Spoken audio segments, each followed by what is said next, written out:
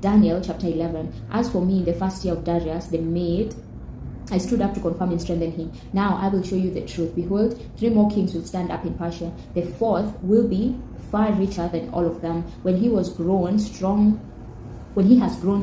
through his riches, he will stir up all against the realm of Greece. A mighty king will stand up who will rule with great dominion and do according to his will.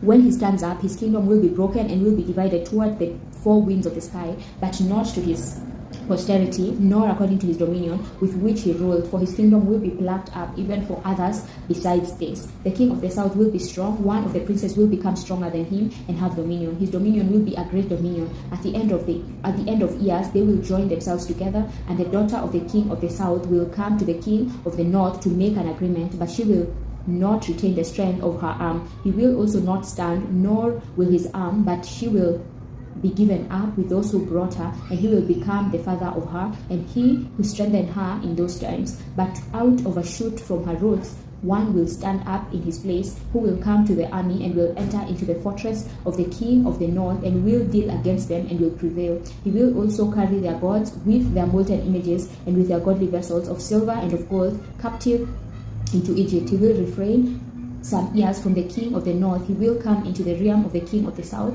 but he will return into his own land. His sons will wage war and will assemble a multitude of great forces, which will come on and overflow and pass through. They will return and wage war even to his fortress. The king of the south will be moved with anger and will come out and fight with them, even with the king of the north. He will send out a great multitude, and the multitude will be given into his hand. The multitude will be carried off, and his heart will be exalted. He will cast down tens of thousands, but he won't prevail.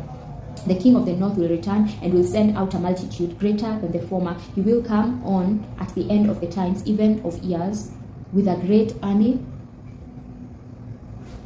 and with abundant supplies. In those times many will stand up against the king of the south. Also the children of the violent among your people will lift themselves up to establish the vision, but they will fail. So the king of the north will come and cast up a mound and take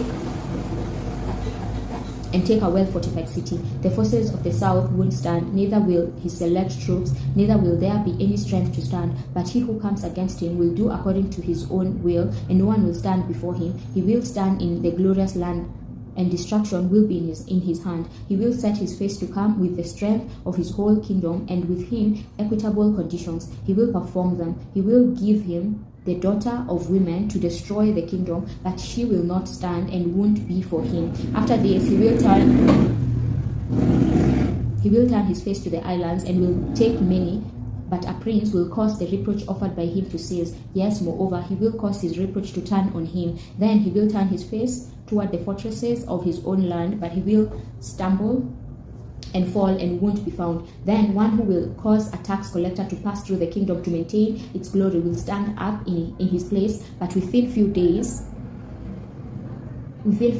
he shall be destroyed, not in anger and not in battle. In his place a contemptible person will stand up, to whom they had not given the honor of the kingdom, but he will come in time of security and will obtain the kingdom by flatteries. The overwhelming forces will be overwhelmed from before him and will be broken. Yes, also the prince of the covenant, after the treaty made with him, he will work deceitfully, for he will come up and will become strong with few people. In time of security he will come even to the fattest places of the province. He will do that which his fathers have not done, nor his fathers' fathers. He will scatter among them prey, plunder, and wealth. Yes, he will devise his plans against the strongholds, but only for a time. He will stir up his power and his courage against the king of the south with a great army, and the king of the south will wage war in battle with an exceedingly great and mighty army, but he won't stand, for they will devise plans against him. Yes, those who eat of his delicacies will destroy him, and his army will be swept away. Many will fall down slain. As for both these kings, their hearts will be to do evil, and they will speak lies at one table, but it won't prosper, for the end will still be at the appointed time. Then he will return into his land with great wealth. His heart will be against the holy covenant. He will take action and return to his own land. He will return at the appointed time and come into the south, but it won't be in the latter time as it was in the former. For ships of Kittim will come against him. Therefore he will be grieved and will return and have indignation against the holy covenant, and will take action. He will even return and have regard to those who forsake the holy covenant. Forces from him will profane the sanctuary, even the fortresses, and will take away the continual burnt offering. Then they will set up the abomination that makes desolate. He will corrupt those who do wickedly against the covenant by flatteries, but the people who know their God will be strong and take action. Those who are wise among the people will instruct many, yet they will fall by the sword and by flame, by captivity and by plunder many days. Now when they fall, they will be helped with a little help, but many will join themselves to them with flattery. Some of those who are wise will fall, to refine them and to purify and to make them white, even to the time of the end, because it is yet for the time appointed. The king will do according to his will. He will exalt himself and magnify himself above every god, and will speak marvelous things against the God of gods. He will prosper until the indignation is accomplished, for that which is determined will be done. He won't regard the gods of his fathers or the desires of women, or regard any god, for he will magnify himself above all. But in their place he will honor the God of fortresses. He will honor a God whom his fathers didn't know with gold, silver, and with precious stones and pleasant things. He will deal with the strong fortresses by the help of a foreign god. He will increase with glory whoever acknowledges him. He will cause them to rule over many, and will divide the land for a prize. At the time of the end of